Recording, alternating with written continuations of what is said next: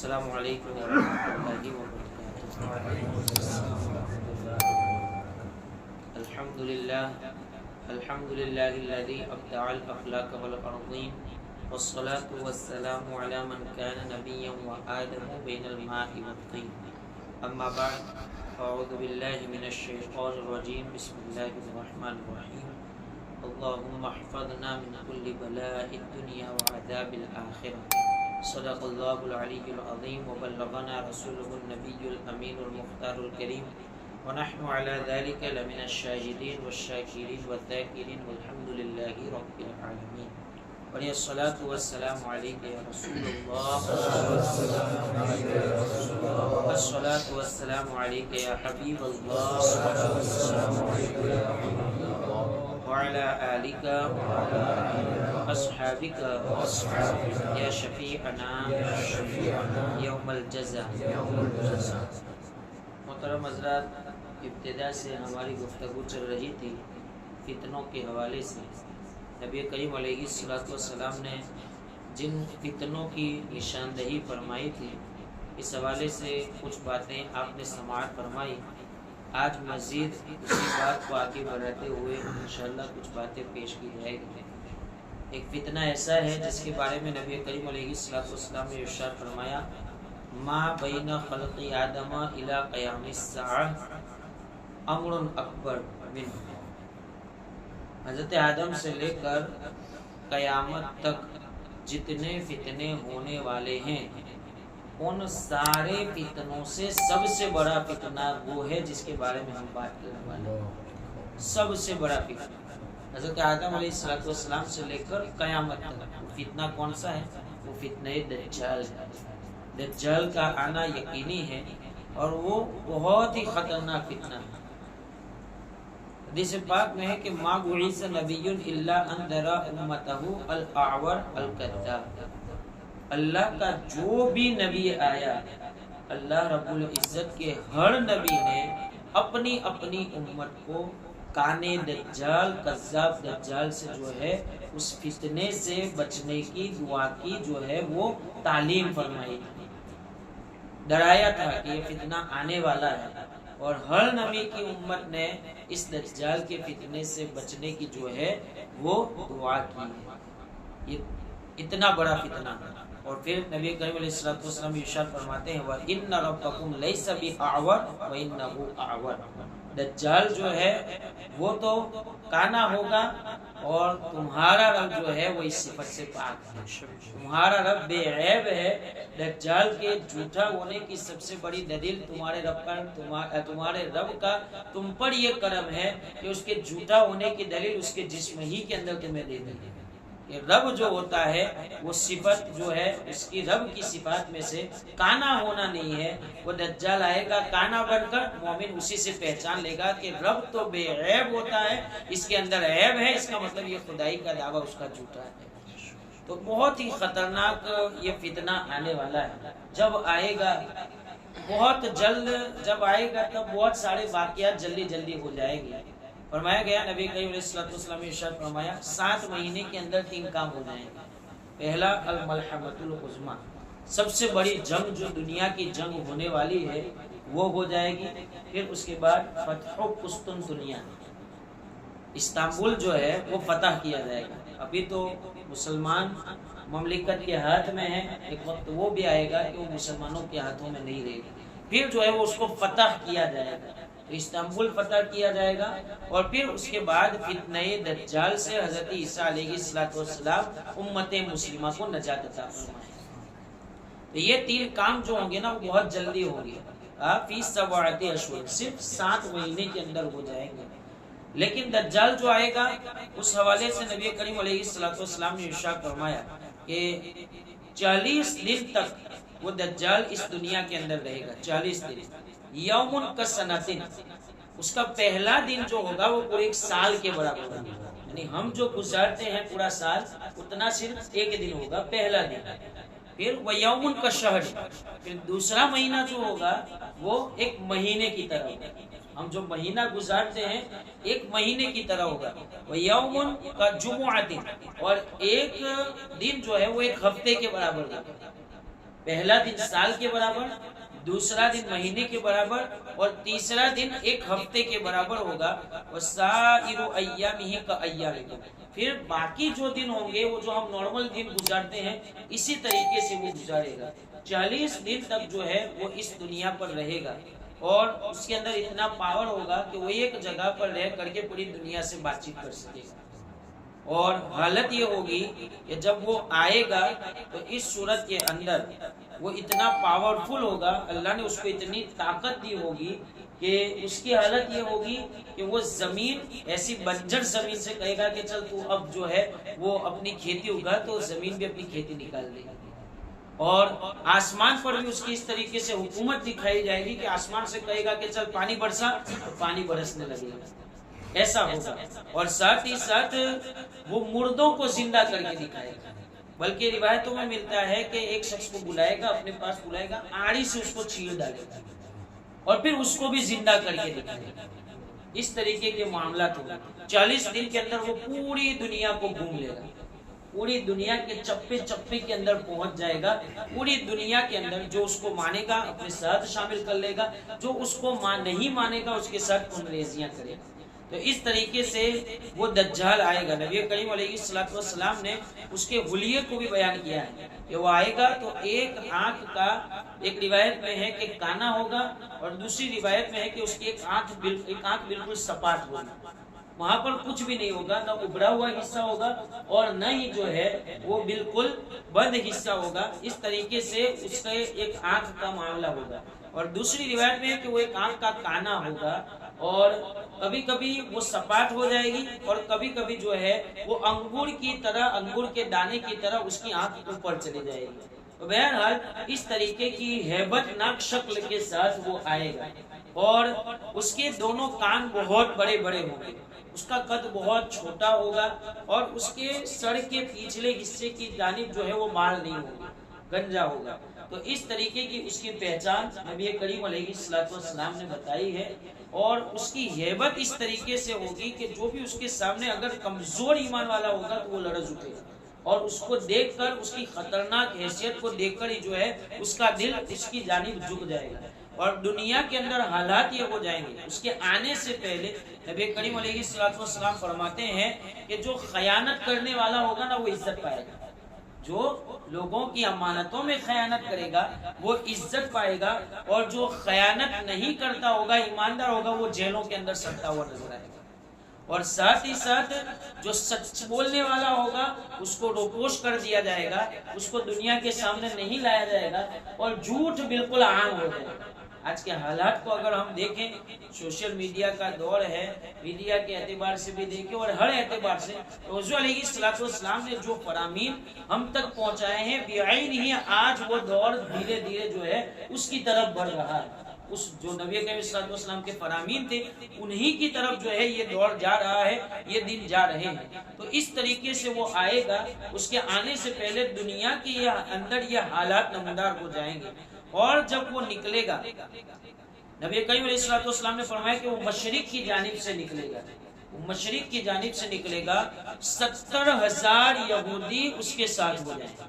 آج بھی یہود اس کا انتظار کر رہے ہیں، اسی کے انتظار میں لگے ہوئے ہیں، وہ مومنوں کو دھمکا رہے ہیں کہ وہ آئے گا نا تو تب تمہاری خیر نہیں۔ اس طریقے سے آج سے نہیں، دور رسالت سے وہ لوگوں کو دھمکا رہے ہیں، بلکہ دور رسالت سے بھی پہلے، حضور علیہ الصلوۃ والسلام کے زمانے سے بھی پہلے سے وہ لوگ جو ہیں وہ دجال کا انتظار کر رہے ہیں، اور وہ یہ سمجھتے ہیں کہ وہ ہمارا پیشوا ہوگا اور وہ ہماری حفاظت کرے گا دنیا کے لوگوں سے۔ اس طریقے کی جو ہے وہ ان کی فکر ہے۔ جیسے ہی آئے گا 70,000 لوگ جو ہے وہ اس کے ساتھ ہو جائیں گے یہودیوں میں سے، اور پھر وہ آگے بڑھے گا، اور جہاں بھی دیکھے گا، جس علاقے کی طرف جائے گا وہاں پر خون ریزی کرے گا۔ اور دنیا کے حالات میں یہ بھی ہوگا کہ اس وقت جو ہے وہ قحط سالی ہو جائے گا، پانی کا پورا کنٹرول جو ہے وہ دجال کے ہاتھ میں ہوگا۔ اسی لیے نبی کریم علیہ الصلوۃ والسلام نے ارشاد فرمایا، اس وقت سب سے بہترین غلام یا سب سے بہترین لڑکا وہ ہوگا جو اپنے باپ کو یا اپنے آقا کو کچھ پانی پلائے، کچھ پانی پلا دے، یہی سب سے بڑا اس کا احسان ہوگا۔ صحابہ کرام نے عرض کیا، یا رسول اللہ صلی اللہ تعالی علیہ وسلم، یہ تو پانی کی آپ داستان بتا رہے ہیں، تو پھر کھانے کا کیا معاملہ ہوگا؟ مومنین اپنا پیٹ کیسے پڑیں گے؟ مومن تو ایمان والا ہوگا نا، تو وہ تو دجال کے سامنے بھی جھکے گا نہیں، تو وہ اپنا پیٹ اس دور میں کیسے پڑیں گے؟ نبی کریم علیہ السلام نے ارشاد فرمایا وہ اللہ کی حمد و ثنا کریں گے تو ان کا پیٹ بڑھ جائے گا، اللہ کی تسبیح بیان کریں گے تو ان کا پیٹ بڑھ جائے گا۔ الحمدللہ اللہ رب العزت کی توفیق سے ہم بھی تسبیح پڑھ لیتے ہیں، اللہ کی کبریائی بیان کر دیتے ہیں۔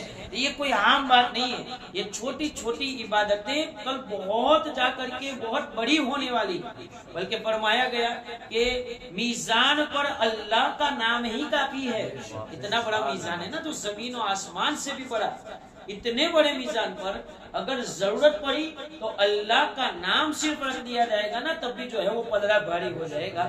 تو اللہ کی کبریائی جو ہم بیان کرتے ہیں، جو چھوٹی چھوٹی تسبیح پڑھتے ہیں، اس کو شوق اور ذوق کے ساتھ پڑھتے رہیے۔ یہ وہ کام ہے کہ جس کی بنیاد پر ہم کل بڑے بڑے فتنوں سے بھی محفوظ رہیں گے، اور ساتھ ہی دجال کے فتنے سے تو ہے، لیکن قیامت کے دن میدان حشر میں بھی یہ ہمارے لیے بہت بڑا ثابت ہوگا۔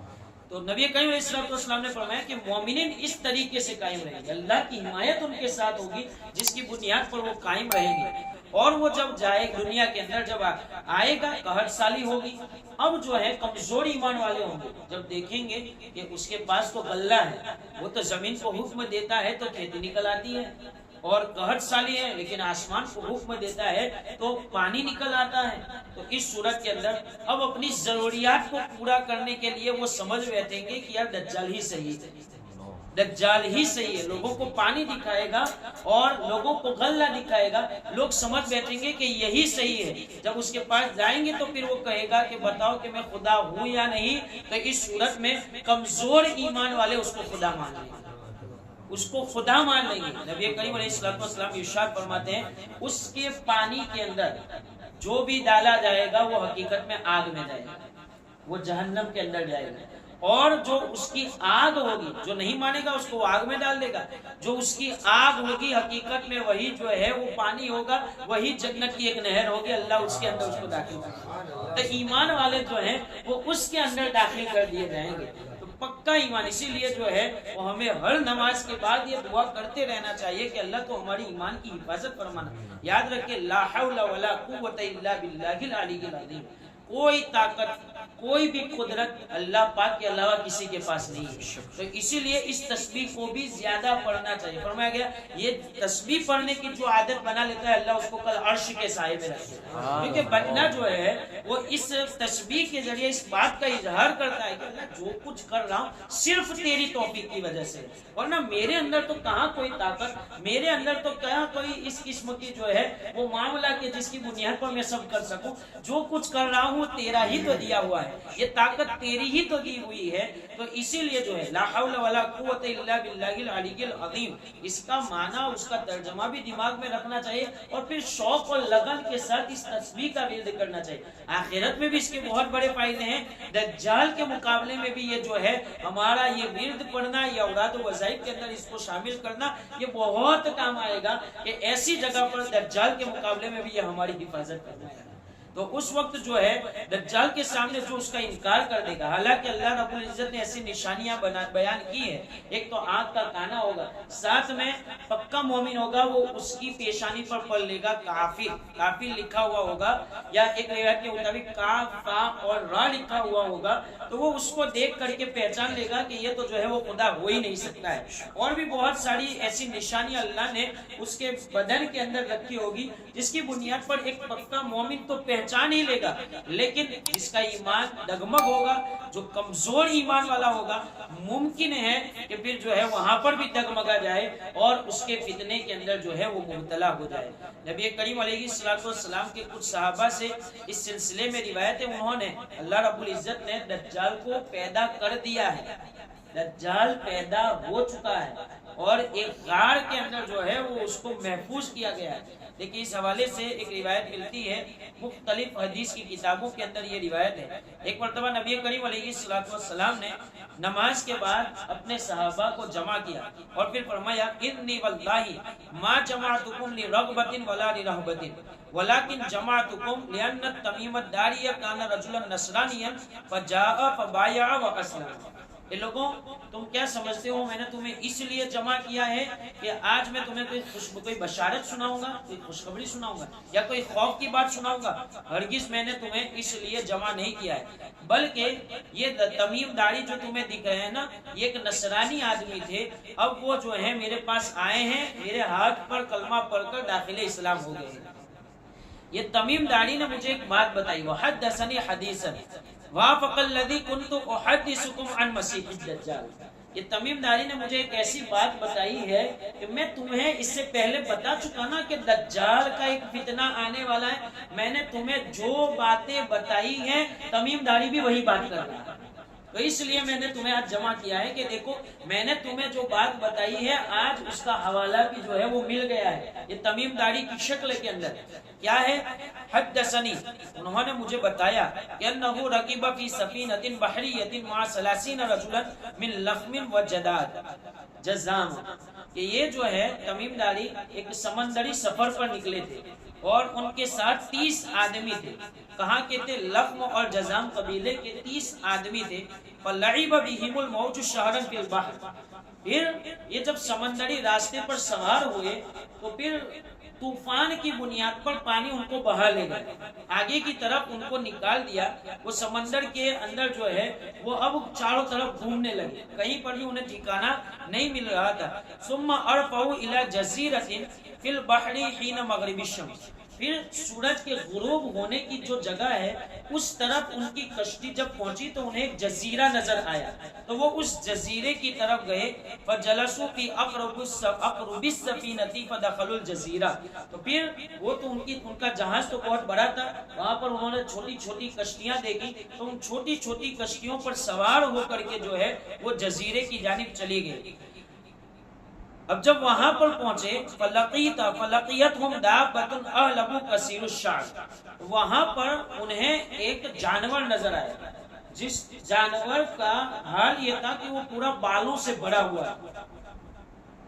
لا يدرون ما قبلہ من دبرہ، اتنا بالوں سے بھرا ہوا تھا کہ اس کا چہرہ اور پچھلا حصہ کون سا ہے وہ نظر ہی نہیں آ رہا، اتنا وہ بالوں سے بھرا ہوا تھا۔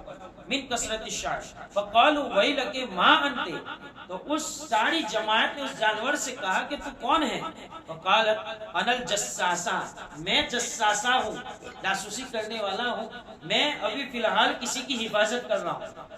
قالوا وما الجساسہ، جساسہ کیا چیز ہوتی ہے؟ قالت ایھا القوم انطلقوا الی ھذا الرجل فی الدیر، میری بات چھوڑو، تم جو ہے نا میں تمہیں ایک آدمی کی طرف لے جا رہا ہوں، جاؤ وہ تمہارا فلاں گاڑ کے اندر، فلاں گرجا کے اندر تمہارے انتظار کر رہا ہے۔ فَإِنَّهُ إِلَى خَبَرِكُمْ بِالْأَشْوَاقِ، وہ تمہارا بہت ٹائم سے منتظر ہے۔ قال فلما سمت لنا رجلا فرقنا منها ان تكون شیطان، جب اس جانور نے یہ بات بتائی نا تو ہمیں لگا کہ یار کوئی شیطان ہوگا جو ہمارا انتظار کر رہا ہے، اور جگہ بھی تھوڑی سی ڈراؤنی تھی تو اس لیے ہمیں شیطان کی طرح محسوس ہوا۔ فانطلقنا سراعا، اس لیے ہم جلدی جلدی چلے، حتی دخلنا الدیر، یہاں تک کہ ہم گرجے کے اندر داخل ہو گئے۔ فاذا فیہ اعظم انسان، وہاں پر ایک بہت ہی عظیم الجثہ موٹا انسان بیٹھا ہوا تھا۔ رأیناہ قط خلقا، ایسا انسان ہم نے اس سے پہلے نہیں دیکھا۔ واشدہ وثاقا مجموعۃ یداہ الی عنقہ ما بین رکبتیہ الی کعبیہ بالحدید، لوہے سے بندھا ہوا تھا، اور کیسا بندھا ہوا تھا کہ اس کا ہاتھ کندھوں تک اس طریقے سے بندھا ہوا تھا، اور اس کا پاؤں جو ہے گھٹنے سے لے کر ٹخنے تک بندھا ہوا تھا، اس طریقے سے وہ بندھا ہوا تھا، اور وہ جو ہے گویا انتظار کے اندر بیٹھا ہوا تھا۔ تو ہم نے اس سے پوچھا ما انت، تو کون ہے؟ قد قدرتم علی خبری فاخبرونی ما انتم، میں تمہارا انتظار کر رہا ہوں، تم مجھے بتاؤ میں جو تمہیں پوچھنے والا ہوں۔ اس شخص نے ہمیں یہ کہا۔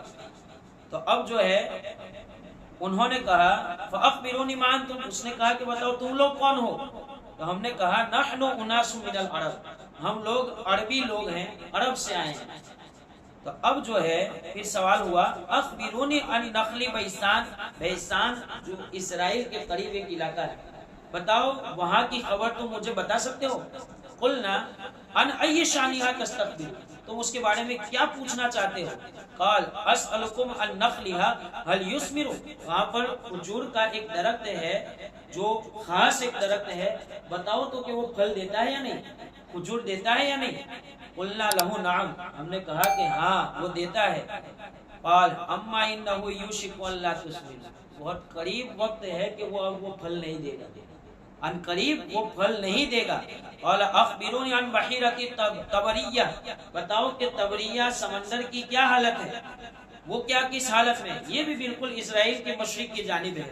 ان ای شانها تستخبر، پوچھا کہ تم اس کے بارے میں کیا پوچھنا چاہتے ہو، اس سمندر کے بارے میں۔ قال هل فيها ماء، اس میں پانی ہے کہ نہیں؟ قالوا هي كثيرة الماء، ہاں اس میں بہت پانی ہے۔ تو اب اس شخص نے کہا اما ان ماءها یوشک ان یذهب، بہت قریب وقت ہے کہ اس کا سارا پانی سوکھ جائے گا۔ تو پھر سوال ہوا اخبرونا عن عین زغر، زغر سمندر کے بارے میں تمہارا کیا خیال ہے؟ تو پھر انہوں نے پوچھا کہ تم اس کے بارے میں کیا پوچھنا چاہتے ہو؟ کہا کہ اس میں پانی ہے یا نہیں؟ کہا کہ کثیرۃ الماء، وہ بھی بہت زیادہ پانی والا ہے۔ تو کہا کہ وَأَهْلُهَا يَزْرَعُونَ مِن مَّائِهَا، اور انہوں نے یہ بھی کہا کہ اسی کے پانی سے وہاں کے لوگ کھیتی کرتے ہیں۔ قال اخبرونی عن نبی الامیین ما فعل، چلو یہ بات چھوڑ دو، اب تم مجھے یہ بتاؤ کہ آخری نبی جو آنے والا ہے وہ آ چکا ہے یا نہیں؟ اس وقت کہا جا رہا ہے کہ آ چکا ہے یا نہیں، اس کے بارے میں تم مجھے خبر دو۔ قالوا قد خرج من مکہ ونزل یثرب، مکہ کے اندر اس نبی کی پیدائش ہوئی تھی اور ابھی جو ہے وہ مدینے کے اندر رہ رہا ہے۔ قال اقاتلہ العرب، اس نے پوچھا کہ کیا عربوں نے ان کے ساتھ جنگ کی؟ قلنا نعم، تمیم داری کہتے ہیں کہ ہاں ہم نے کہا کہ ہاں جنگ ہوئی ہے۔ قال کیف صنع بهم، ان کے ساتھ ان کے نبی کے ساتھ کیا برتاؤ کیا؟ فاخبرناه انه قد ظهر على من يليه من العرب واطاعوه، تو ہم نے اس کو خبر دی کہ دیکھو معاملہ یہ تھا کہ عرب کا زیادہ تر ایریا جو ہے وہ ان کی اطاعت میں آ چکا ہے، اب ان کے پیچھے چل پڑا ہے۔ قال لهم قد كان ذاك، ایسا ہی ہونا تھا، یہی بات ہونے والی تھی اور ایسا ہی ہوا۔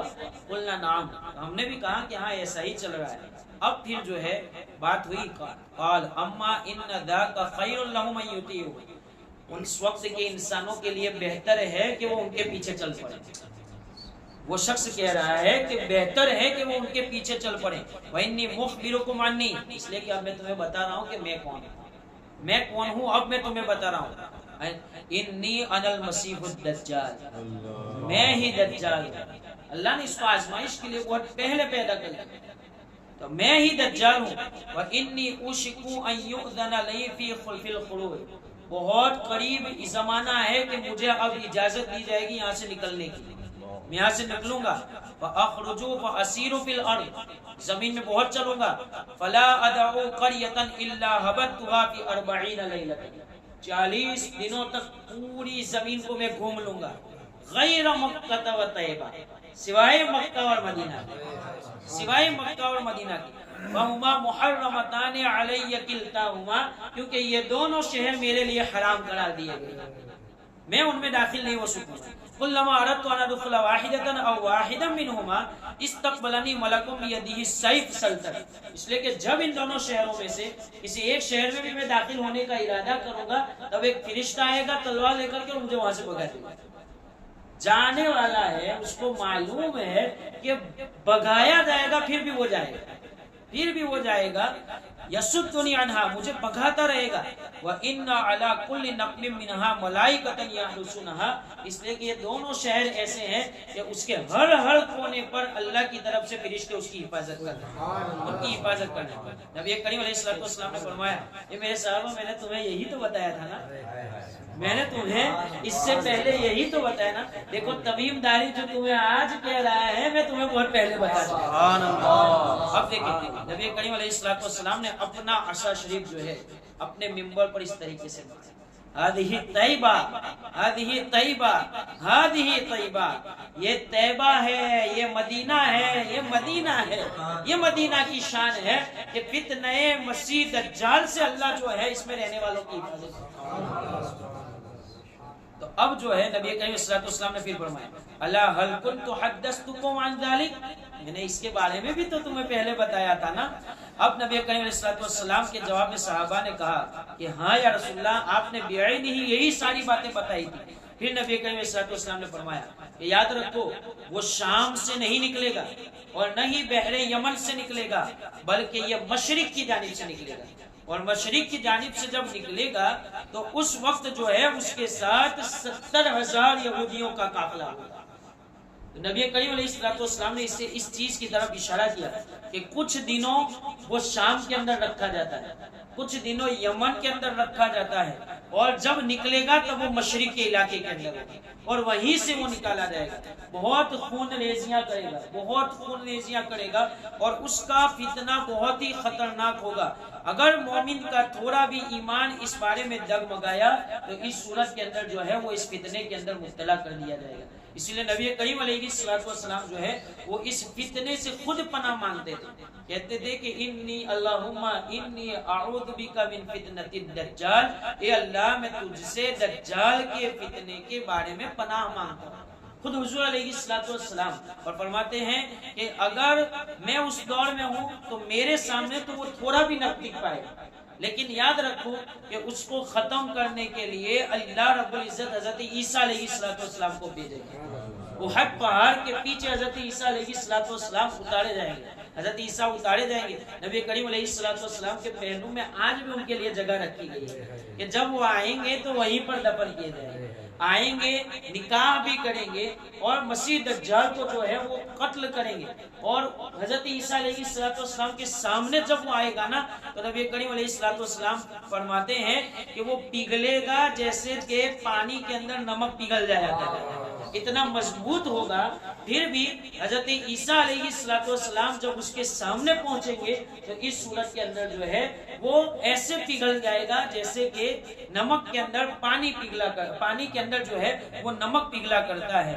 تو حضرت عیسیٰ علیہ السلام اس کو قتل کریں گے۔ پھر حضرت عیسیٰ علیہ السلام آگے بڑھیں گے، جہاں جہاں بھی کافر ہوں گے نا تو حضرت عیسیٰ علیہ السلام کی سانس کی خوشبو کو سونگھ کر کے کافر ہلاک ہو جائے گا، کافر ہلاک ہو جائے گا۔ تو پوچھا صحابہ نے کہ رسول اللہ اس طریقے سے تو حضرت عیسیٰ علیہ السلام چلیں گے تو کب تک کافر ختم ہو جائیں گے؟ تو فرمایا کہ حضرت عیسیٰ علیہ السلام کی جہاں تک نظر پہنچے گی نا تو وہاں تک ان کے سانس کی خوشبو بھی پہنچ جائے گا، اور اس طریقے سے جو ہے وہ کافر ہلاک کر دیے جائیں گے، اور پوری دنیا کے اندر پھر صرف اسلام ہی اسلام ہوگا۔ 40 سال تک اللہ رب العزت اسلام کو غلبہ عطا فرمائے، کوئی بھی کافر نہ ہوگا، اتنا امان ہوگا کہ شیر اور بکری ایک ساتھ میں رہتے ہیں، اتنا پوری دنیا کے اندر امان ہو جائے گا، اور اس وقت مومنین اپنی مرضی کے مطابق زندگی گزاریں گے، اور پھر اس کے بعد قیامت کا واقعہ جو ہے وہ رونما ہوگا۔